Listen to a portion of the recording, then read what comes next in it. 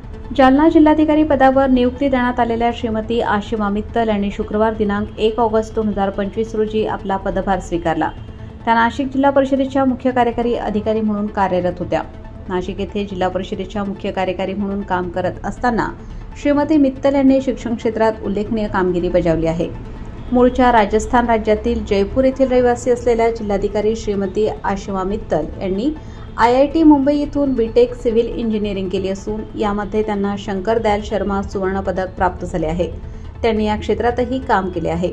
तसेच त्यांचे मानवशास्त्र या विषयात पदव्युत्तर शिक्षण झालेले आहे। श्रीमती मित्तल यांनी सन 2017 ची भारतीय प्रशासकीय सेवा परीक्षा उत्तीर्ण केली असून त्या देशात 12व्या स्थानी होत्या। 2018 साली त्या भारतीय प्रशासकीय सेवेत महाराष्ट्र राज्यात रुजू झाल्या आहेत।